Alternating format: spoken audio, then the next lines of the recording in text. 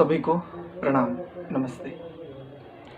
एक मोहतरमा हैं, बहुत बड़ी बड़ी हाँक रही हैं और उनका कहना ये है कि यदि मुसलमान बाइकआउट कर दें हिंदुओं का या हिंदू बाइकआउट कर दें मुसलमानों का सोशली और इकोनॉमिकली, तो उनका कहना है कि सारे हिंदू भीख मांगेंगे, सारे हिंदू रोड पे आ जाएंगे।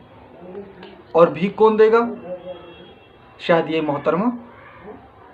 अच्छा, इनकी बातों पर हम चर्चा करेंगे और विश्लेषण और विद प्रूफ हम बात करेंगे, लेकिन पहले आप इनकी वीडियो को एक बार देख लीजिए और फिर हम इस पर चर्चा करते हैं। और आपकी जानकारी के लिए बता दूं, जिन 100 लोगों के लिए इन्होंने कहा है, मैं इस वीडियो के डिस्क्रिप्शन में उन 100 लोगों की सूची डाल दूंगा। आप उसमें देख सकते हैं कि किस आदमी का कौन सा बिजनेस है और वो किस रैंक पे है और कितने बिलियन में, होते ना मिलियन ट्रिलियन बिलियन, कितने बिलियन में उसका बिजनेस चलता है, उसकी इंडस्ट्री कितने बिलियन में खड़ी है।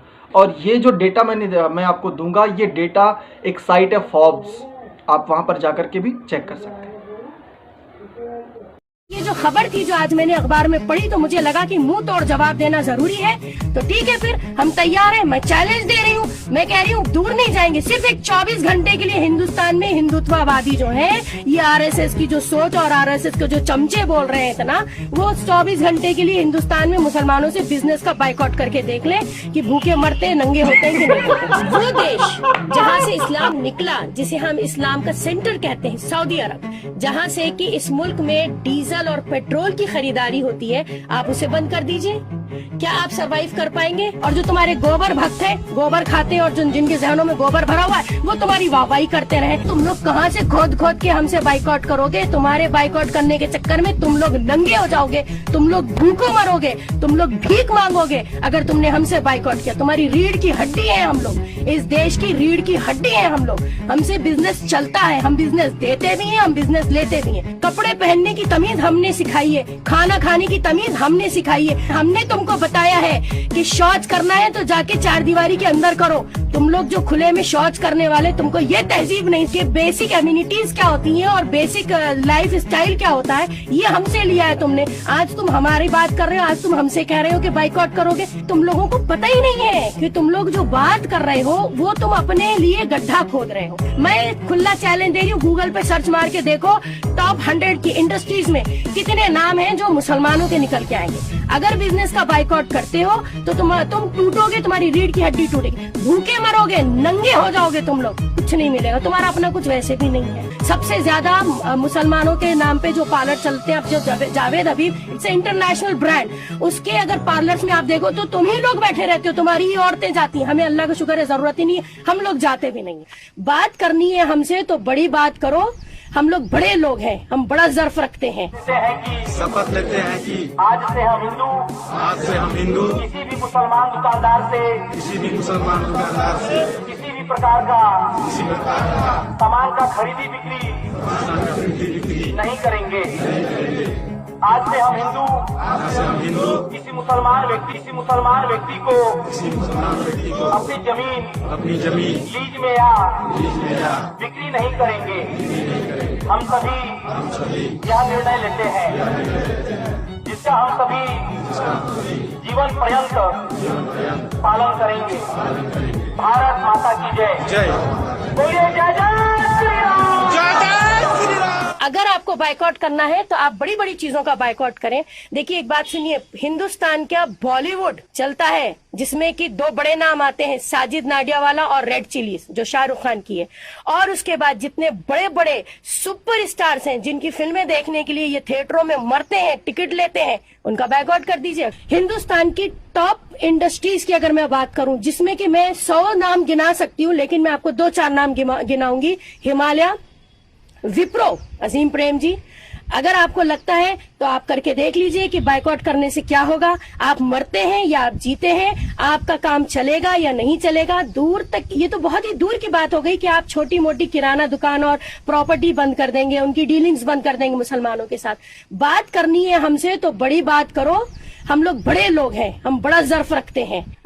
बड़ी सी गैदरिंग ने, हिंदुत्व गैदरिंग ने एक ओथ ली है जिसमें उन्होंने कहा है कि वो मुसलमानों का बायकॉट करेंगे, यानी कि सोशल और इकोनॉमिक बायकॉट, जिसमें उन्होंने इस तरह की कस्में उठाई हैं कि मुसलमानों से लेन देन या उनकी दुकानों से सामान की खरीदो फरोख्त या प्रॉपर्टी की डीलिंग्स जो है वो हिंदुत्ववादी बंद कर देंगे मुसलमानों के साथ इस मुल्क में। मैं अपने इस स्टेटमेंट में चैलेंज देना चाहती हूं उन लोगों को जिन्होंने ये ओथ उठाई है कि मुसलमानों के साथ बायकॉट करना तो बहुत बहुत दूर की बात है, 24 घंटे के लिए सिर्फ मुसलमानों के साथ पूरे हिंदुस्तान में वो बिजनेस बंद करके दिखा दें। और मैं पूछना चाहूंगी और मैं चैलेंज देना चाहूंगी कि क्या उनका सर्वाइवल पॉसिबल है? एक सवाल। दूसरा, सबसे पहले वो देश जहां से इस्लाम निकला, जिसे हम इस्लाम का सेंटर कहते हैं, सऊदी अरब, जहां से कि इस मुल्क में डीजल और पेट्रोल की खरीदारी होती है, आप उसे बंद कर दीजिए। क्या आप सरवाइव कर पाएंगे? आप जैसे हिंदुत्ववादी और ऐसे फैसिस्ट जो ग्रुप्स हैं जो इस मुल्क में आए दिन नए नए इश्यूज उठाकर मुल्क का और माहौल खराब करना चाह रहे हैं, मुआशरे का, और जो नफरत फैला रहे हैं, मैं उनसे ये सवाल पूछना चाहती हूँ कि ये इतने बदअकल हैं, ये इतने ज्यादा जाहिल हैं कि इनको किसी किस्म की कोई नॉलेज नहीं है और ये अपनी जहालत का सबूत इस तरह की ओपन मीटिंग्स और ओपन गैदरिंग करके देते हैं। आपको अगर बंद ही करना है तो सबसे पहले मुसलमान कंट्रीज के साथ पेट्रोल और डीजल बंद कर दीजिए। और मैं पूछना चाहती हूं कि जितने हिंदूज, जितने हिंदुत्व के लोग, जितने आरएसएस के लोग इस वक्त 58 से ज्यादा मुस्लिम कंट्रीज में रोजगार से लगे हुए हैं, वो अपना रोजगार छोड़ दें, बाइकॉट करें। उसके बाद हिंदुस्तान की अगर हम बात करें तो पूरी लेदर इंडस्ट्री, उसके बाद जितना भी एक्सपोर्ट होता है खाने पीने की चीजों का, वो इंडस्ट्रीज, इसका आप बाइकॉट कर दें। अगर आपको लगता है कि बाइकॉट करके आप मुसलमानों को कमजोर कर सकते हैं तो शायद आप ये भूल रहे हैं कि आपकी रीढ़ की हड्डी ही मुसलमानों के बिजनेस पे टिकी हुई है। तो देखिए, एक बात सुनिए, गांधी जी को 2 भाई लेकर आए थे, अली ब्रदर्स, ठीक है, तो उन्होंने घर बार छोड़ा था और उन्होंने अपनी पूरी दौलत, अपना पूरा जमा पूंजी तो थी, गांधी जी को दे दी थी, जिससे गांधी जी ने फ्रीडम मूवमेंट शुरू करी थी। तो हमारा पैसा, हमारा इन्वेस्टमेंट तो जड़ों में है हिंदुस्तान की। एनीवे, बहरहाल ये जो खबर थी जो आज मैंने अखबार में पढ़ी तो मुझे लगा कि मुंह तोड़ जवाब देना जरूरी है। तो अगर बिजनेस और बाइकआउट की बात है, सोशल बाइकआउट की बात है, तो चैलेंज है, कर सकते हो तो करके दिखाओ। सुन ही लिया आपने इनको। सबसे पहले मैं इनके लिए एक बात कहूँगा, चैलेंज देने के चक्कर में अपना आपा खो दे, ये चैलेंज नहीं होता। धैर्यपूर्वक अपनी बातों को रखें, तब स्थितियाँ ठीक से समझ में आती हैं। मुंह तोड़ जवाब की ये बात कर रही हैं, मुंह तोड़ जवाब तो देना चाहिए। अच्छा, भूखे नंगे, कौन है भूखे नंगे? हैं हिंदू भूखे नंगे हैं, और तुम लोग, ये भी ठीक नहीं। और यदि मैं कहूँ कि मुसलमान भूखे नंगे, ये भी ठीक नहीं है। वस्तुतः कोई भी संप्रदाय, कोई भी वर्ग हो, दोनों प्रकार की स्थिति होती है। ना सभी धनी हो सकते हैं, सबके सब, और ना ही सभी निर्धन हो सकते हैं। यानी ना सब भूखे नंगे हैं और ना ही सब पेट भरे हुए हैं। ये भी एक तरफा बात है। जब किसी संप्रदाय विशेष से आप ग्रसित होकर के बात करते हैं तो फिर एक तरफा बात है, ये न्यायपूर्वक नहीं है। गोबर भक्त की आप बात कर रहे हैं कि गोबर भक्त, अगर वो गोबर भक्त हैं तो आप तो फिर मूत्र भक्त हुए। कम से कम चलो, गाय को संसार में ब्रिटेन आदि जैसे देशों ने भी माना है कि गाय एक बहुत सर्वाधिक उपयोगी पशु है और उसका दूध नहीं है, उसके लिए वो लोग भी कहते हैं कि तो अमृत है ना। वो लोग भी मान रहे हैं, आपके लोग भी मान रहे हैं, भले आपके दिमाग में अलग बात है जो भी भरा हुआ है, लेकिन आप तो फिर मूत्र भक्त हुए। आप तो ऊँटों का मूत्र पी करके, और ये स्थिति आपकी आ गई, ये भी ठीक नहीं। अब इस तरह की इन्होंने कई सारी टीका टिप्पणी की जो इनको दर्शा रही हैं कि ये बहुत ग्रसित हैं एक संप्रदाय विशेष की कुछ कट्टर मान्यताओं से। हम 2-3 इनके बिंदुओं पर चर्चा कर लेते हैं। वस्त्र, सबसे पहले इन्होंने एक बात कही कि वस्त्र इन्होंने हमें पहनने सिखाए, जिनको खुद आज तक ये समझ नहीं आया कि छोटे भाई का पाजामा और बड़े भाई का कुर्ता ये ठीक नहीं है। जिनको आज तक इतना समझ नहीं, जिनको आज तक ये समझ नहीं आया स्वयं को कि भाई तिरपाल पहनने के लिए नहीं, तिरपाल तो छत आदि को ढकने के लिए वो होती है, लेकिन जो तिरपाल पहने हुए घूम रहे हैं वो अब हमें बताएंगे कि वस्त्र पहनने का सलीका उनसे हमने सीखा। वस्त्र पहनने की कैफियत वो उन्होंने हमें सिखाई। बहुत बढ़िया। ग्रीष्म ऋतु में भी जो बिल्कुल एकदम काले वस्त्रों को पहन करके, और वो भी किसके बने हुए हैं, जो ऊष्मा के अवशोषक हैं, जो बुद्धि के लिए बहुत उस रूप में घातक हैं, ऐसे वस्त्रों को पहनने वाले उनसे हमने सीखा है कि हाँ भाई वस्त्र कैसे पहने जाते हैं। सबसे बड़ी बात, आपा मत खोइए, आराम से बात कीजिए, आपको समझ में आएगा कि आप क्या कह रही हैं, और फिर अपने ऊपर विचार कीजिए। भोजन जो कच्चा पक्का सड़ा गला जैसा भी 40-40 50-50 दिन तक ऊँटों पर रखा हुआ, बहुत दूर दूर स्थानों से ला करके जो पानी, जिनके यहाँ पानी की बूंद नहीं मिलती थी, उनके जो भी वो रसूल रहे हैं, उस मोहम्मद ने वहाँ पर फिर शहद की नदियाँ, तो ऐसी जो जन्नत की बड़ी बड़ी बातें करने वाले हैं, वो एक बात कह रहे हैं कि भोजन उन्होंने हमें सिखाया कि भोजन कैसे करना चाहिए। अपने यहाँ अनेकों प्रकार के व्यंजनों की प्रथा रही है, और आपने भी सुना होगा 56 भोग। सुना है कभी? मोहम्मद से जाके पूछना, मोहम्मद ने 56 तो छोड़ो 6 भी नहीं सुने होंगे।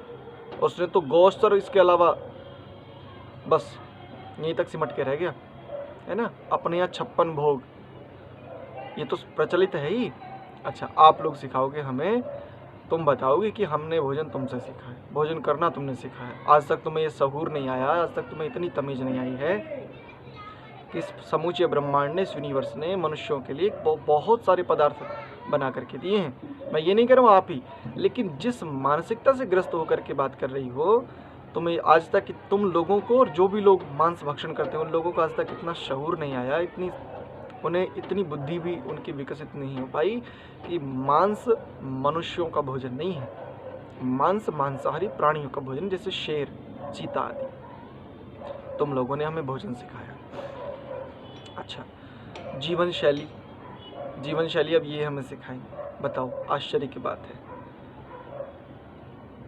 जिनको सारे काम काफिरों से उल्टे करने हैं, चाहे काफिर मैं बता दूं, जो मुसलमान, जो कुरान को ना माने और जो मोहम्मद साहब पर ईमान ना लाए, वो सब काफिर हैं। यानी काफिरों से जो इनको विरुद्ध काम करने हैं, सारे के सारे, चाहे काफिरों के जितने भी कर्म, चाहे वैज्ञानिक हो, विज्ञान सम्मत हो, ठीक हो, उन्नतिकारक हो, लाभकारी हो, लेकिन जिनको पूरे सभी कर्म काफिरों से विरुद्ध करने हैं, उनसे जीवन शैली किसने सीखी? काफिरों ने, हिंदुओं ने। भाई हिंदू भी तो काफिर हुए, हिंदू, जैन, बौद्ध, यहूदी, पारसी, जो भी, ईसाई भी है ना, वो सब काफिर है इनकी दृष्टि से। तो जीवन शैली इन्होंने सिखाई। बताओ, आश्चर्य की बात है। एक बहुत सुंदर इन्होंने बात कही। अपने यहाँ एक कहावत चलती है कि भाई छाछ तो बोले बोले, छलनी भी बोला जिसमें 76 छेद है। बिल्कुल ठीक फिट हो रही है इनके ऊपर। कैसे?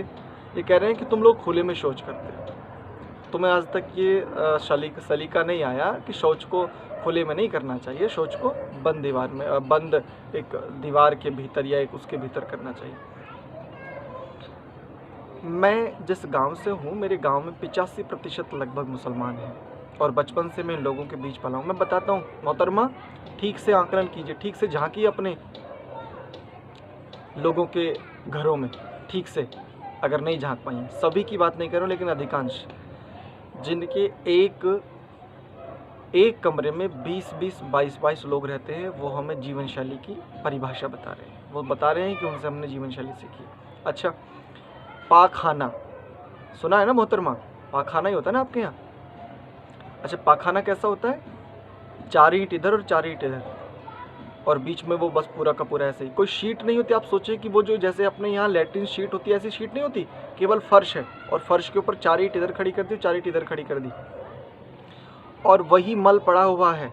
यद्यपि बहुत गलत प्रथा है कि वो मैला उठाने वाले कुछ लोग हैं उस प्रकार से, लेकिन लेकिन मैं आपको बता दूं, उसी जो चारों ईंटें हैं उसी के ऊपर बहन भाई, यद्यपि इनके यहाँ तो बहन भाई उस रूप में होते हैं, लेकिन मान भी लो उसी के ऊपर, उसी मल के ढेर के ऊपर बहन, उसी के ऊपर भाई, उसी के ऊपर पिता, उसी के ऊपर माँ, उसी के ऊपर अगर कोई रिश्तेदार है वो भी मल के ऊपर मल करते हैं। ये हमें बता रहे हैं कि शौच कहाँ जाना चाहिए, कैसे जाना चाहिए, इन्होंने हमें सिखाया। चलो जानकारी के साथ साथ एक चीज़ और साझा करता चलूँ। अपने यहाँ तो यदि पति पत्नी में कुछ विवाद हो जाए तो उसके लिए कोप भवन नाम सुना है मोहतरमा? कभी नहीं सुना होगा, क्योंकि एक एक कमरे में 20-20 लोग रहे हैं तो कहाँ से सुनेंगे, सीधी सी बात है। तो अपने यहाँ कोप भवन होते हैं। यदि पति पत्नी के बीच कोई विवाद आ जाए तो वो भी परिवार के बड़े छोटे बच्चों आदि के सामने ना आए, उसके लिए अलग से कक्ष होता था अपने यहाँ। ठीक है, संदर्भ उठा करके देख लो रामायण का, इतना तो सुने रखा होगा। अच्छा, इन्होंने एक बात कही कि लेदर इंडस्ट्री, ठीक है, लेदर इंडस्ट्री पे तुम लोगों का कब्जा है। अच्छा चलो, तो कब्जा है तो क्या करें? देखो, हम लोगों के लिए चुनौती भी है, ये हम लोगों के लिए बहुत अच्छी चुनौती है कि लेदर इंडस्ट्री पे इनका कब्जा, और अगर लेदर इंडस्ट्री बाइकआउट कर दे तो मोहतरमा कुछ ज़्यादा ही गर्म खा गई आप। यदि हिंदू या हिंदू से इतर जो भी है, जो आपकी कुरान के अनुसार, आपके मोहम्मद के अनुसार जो मुसलमान नहीं है, यदि वो एक बार बाइकआउट कर दे पूरी लेदर का, तो समझ में आ जाएगा तुम लोगों को। समझ में आया? तो हिंदुओं, हम लोगों के लिए चुनौती भी है कि देखो ये खुला बोल रहे हैं कि लेदर पर हमारा कब्जा है। और लेदर पर ही क्यों, बहुत सारी मार्केटों पर इनका कब्जा है, और ये है वास्तव में। एक चीज़ इन्होंने बहुत सुंदर कही कि गांधी को कौन लेकर के आए थे? अली ब्रदर्स। और भारत की जड़ों में इनका क्या है? इनका पसीना है, इनकी कमाई है, बहुत कुछ ये बोल रही हैं। क्यों लेके आए थे अली ब्रदर्स? अली ब्रदर्स ने गांधी को ही क्यों चुना? उस समय के सुभाष चंद्र बोस को नहीं चुना, उस समय के पटेल जी को नहीं चुना, गांधी को ही क्यों चुना? अरे पता था कि भाई ये एक व्यक्ति ऐसा है कि जिससे हमें लाभ हो सकता है, और उसने कहा सीधा सीधा, गांधी ने सीधा सीधा कहा कि अगर हिंदू मरते हैं तो उनको मरने दो, लेकिन मुसलमानों के लिए उसने जीवन पर्यंत देखो प्रयास किया। उसको गाय के दूध में मांसाहार नजर आता है, लेकिन उसे अंडे शाकाहारी लगते हैं। उसे बकरी के दूध में मांसाहार नजर नहीं आता। गाय का दूध उसके लिए मांसाहार है, लेकिन बकरी का दूध और अंडे उसके लिए शाकाहार है। उसने तो पूरी जीवन यही किया, इसलिए ठीक है। और अगर तुमने अगर भारत की जड़ों में खाद दिया है, भारत की जड़ों में तुम लोग हो, तो पाकिस्तान, हमने तुम्हें कितना करोड़ रुपया दिया था? मोहम्मद अली जिन्ना, फिर उसकी जड़ों में चलो कर लें। अच्छा, अली ब्रदर्स की बात कर रही है। ज़्यादा उफान मत मारो, आराम से शांति से ठीक तरीके से विचार करो। भारत की जड़ों में इन्वेस्टमेंट इन्होंने किया। पाकिस्तान को हम ले लें भाई, पूरा पाकिस्तान हमने तुम्हें दिया है, कहीं पे वो छुपाने के लिए जगह मिलेगी? सोचो जरा, अपने अब्बा जानों से पूछो जो पाकिस्तान में बैठे, तुम लोग भी, तुम्हारे भी घरों में होंगे, पूछो अपने अब्बाओं से, है कहीं पूरा पाकिस्तान हमने दिया तुम्हें? बोलो, कोई उत्तर है? अच्छा, आप सबसे मैं एक आह्वान करना चाहता हूँ। ये स्पष्ट कह रही हैं रेड चिली किसका है? शाहरुख खान का। साजिद वाडिया है ना बॉलीवुड इंडस्ट्री में।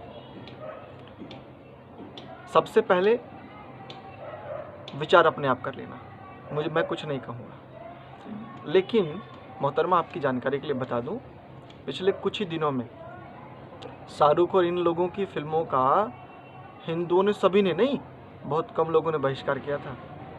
उनको पूछ के देखो उनकी क्या हालत है। तो बड़ी बड़ी बोल देने से सत्य सिद्ध नहीं हो जाता। एक महत्वपूर्ण बात, इन्होंने कहा कि टॉप 100 इंडस्ट्री में जो बिजनेसमैन हैं, टॉप 100 की लिस्ट उठा करके देख लो, अधिकांश नाम किनके मिलेंगे। तो मोहतरमा, सबसे पहले आप अपनी जानकारी ठीक करो। जिन्होंने अपने नाम को ठीक बताया है, केवल 4 नाम हैं। मैं वीडियो के डिस्क्रिप्शन में 100 के 100 नाम दे रहा हूँ, और फोर्ब्स नाम की एक साइट है जिसने उसको प्रकाशित किया, 2021 की लिस्ट है। केवल 4 नाम है, नाम भी बता देता हूँ, कितने बिलियन में उनका बिजनेस है वो भी, और किस इंडस्ट्री से हैं। 18वीं रैंक पर है आजिम प्रेम जी, 11.2 बिलियन का इनका बिजनेस है, सॉफ्टवेयर इनकी इंडस्ट्री। 38वें नंबर पर है MA यूसुफ अली, 5 बिलियन का इनका बिजनेस है और ये रिटेल में है, रिटेल इंडस्ट्री में। 45 रैंक पर हैं नस्ली वाडिया, 4.3 बिलियन का इनका बिजनेस है, कंज्यूमर गुड्स इनकी इंडस्ट्री है। और 51 नंबर पर यूसुफ हामिद है, इनका 3.95 बिलियन का इनका बिजनेस है और ये फार्मास्यूटिकल्स इंडस्ट्री में है। केवल 4 नाम है 100 की लिस्ट में से, आप डिस्क्रिप्शन में सभी देख सकते हैं। और डिस्क्रिप्शन में भी यदि आपको समझना आए तो आप गूगल पे जाएं और गूगल पे सर्च मार के देखिए, आपको स्वयं पता चल जाएगा कि ये मोहतरमा कितना सत्यता के, कितना प्रामाणिकता के आधार पर बोल रही हैं। इन सभी बातों को रखते हुए छोटी छोटी सी बातें मैंने की। बस एक निवेदन है, सोशल मीडिया का आज का टाइम है, बहुत सारी वीडियोस वगैरह इस प्रकार से वायरल होती हैं और बहुत सारी वीडियो को इतना अधिक वायरल कर दिया जाता है कि जो कुछ नहीं, जिनके पास कोई तथ्य है ही नहीं, या जिनके पास तथ्य अधिकांश थोते हैं, खोखले हैं, उनको रातों रात हम सुपरस्टार बना देते हैं। बस एक छोटा सा निवेदन मैं आप सभी से ये करना चाहता हूँ, हाथ जोड़ करके किसी भी वीडियो, किसी भी जानकारी को ठीक से जांच कर लीजिए, जांचना सीख लीजिए। बस उसकी किसी भी एक संदर्भ को जांच लीजिए। 1-2 संदर्भों को यदि जांच लेंगे तो आपको स्पष्ट हो जाएगा कि सामने वाले व्यक्ति कितना सत्य बोल रहा है और कितना झूठ बोल रहा है। तो मैंने डिस्क्रिप्शन में 100 के 100 लिस्ट और उनकी किस इंडस्ट्री से हैं, कितने बिलियन में उनका बिजनेस है वो भी दे दिया है। तो मोहतरमा अच्छे से जांच कीजिए। एक बात और कह देता हूँ, फोर्ब्स की जिस वेबसाइट ने इनका नाम उस तरह से प्रकाशित किया है उसमें 4 नाम है। इसके अलावा भी जैसे अपने यहाँ तो रही है ना शायरा बानो, है ना, मधुबाला बन सकती हैं, रीना रॉय उस रूप में आ सकती हैं, मीना कुमारी नाम सुना होगा आपने, और यूसुफ खान जीवन भर दिलीप कुमार बने रह सकते हैं। और अंत में अपनी पूरी संपत्ति किसको दे जाते हैं? हाँ, वक्फ बोर्ड को, मुस्लिम वक्फ बोर्ड को। ठीक है, ऐसे भी कुछ नाम हो सकते हैं। तब भी अगर मान लें तो 6 लोग और मिला लें, अच्छा 10 और मिला लें, तब भी 4 ये मैंने बोले हैं और 10 और अगर मिला लें तब भी 14 नाम होते हैं। अगर बाइकआउट करने की सोचो तो धुआं वहाँ से निकलेगा जहाँ से तुमने विचार नहीं किया होगा। तो मोहतरमा कुछ कहने से पहले सोचो, थोड़ा सा विचार करो, ठीक है। ऐसा ना हो कि वाहवाही के चक्कर में कुछ और ही उल्टा हो जाए। हाँ, एक ठीक बात ये मैं कहूँगा, जब तक सामंजस्य है, जब तक एक दूसरे के साथ कोऑपरेटिव बिहेव है, तब तक सभी के लिए उस रूप में ठीक है। कुछ गलत भी है, ये बात हम भी स्वीकार करते हैं कि आज के टाइम में फल और उस प्रकार का जो मैकेनिकल, इस प्रकार के जो भी छोटे स्तर पर जितने भी काम हैं उन पर आप लोगों का कब्जा है। इससे हम बिल्कुल मना नहीं करते, लेकिन मैं आप सबसे आह्वान करना चाहता हूँ, आप सबसे ये कहना चाहता हूँ कि भाई जागिए और बचाइए जड़ों को। ना तो हम सभी इंजीनियर डॉक्टर बन पाते और ना हम कुछ छोटा काम कर पाते हैं। काम छोटा नहीं होता, व्यक्ति की सोच छोटी होती है। ये मोहतरमा खुला चैलेंज दे रही है ना, खुला चैलेंज इनका, स्वीकार कर सकते हो तो कीजिए। अपने बच्चों को, सभी बच्चे डॉक्टर नहीं बन सकते, और यदि सभी डॉक्टर बन जाएंगे तो पेशेंट कहाँ से लाओगे? सभी इंजीनियर बन सकते हैं, जो बनना चाहते हैं, जिनके पास सामर्थ्य है वो बने, लेकिन काम करने के प्रति हमें अपने भीतर एक जागृति ऐसी लानी पड़ेगी कि जहाँ जिसको जो अवसर मिले कीजिए। गुलामी करते करते आज मानसिकता ये हो गई। मैं अपने गांव की बताऊं, जिन लोगों के बीच में पला बड़ा हूँ, मेरे अपने परिवार, मेरे अपने गांव के लोग, वो अपना काम करना नहीं चाहते। उनको प्रतिदिन गुलामी पसंद है। उनको प्रतिदिन केवल, अच्छा किसके यहाँ, बोले उसके यहाँ आज गए थे काम पर मतलब दिहाड़ी पर, प्रतिदिन का एक होता ना ये, तो गुलामी हम लोगों को बहुत पसंद आ गई। इस गुलामी से हम निकलें, ऐसा हमें प्रयास करना चाहिए। इतना ही, सभी को पुनः प्रणाम। बस यही आप विचार पूर्वक किसी भी पोस्ट को, किसी भी विचार को, वीडियो को आगे भेजें। जब तक आप स्वयं ना जांच लें, शीघ्रता ना दिखाएं, प्रभावित ना हो, प्रभाव बहुत लंबे समय तक नहीं टिकता। उसको जांचें, परखें, और यही हमारी परंपरा भी रही है। अपने यहाँ तो धर्म के विषय में भी एक बात कही है, यस तर्केण अनुसंधत्ते इति धर्मम वेद नेतरा। अपने यहाँ ये परंपरा रही है। इतना ही। सभी को नमस्ते, प्रणाम।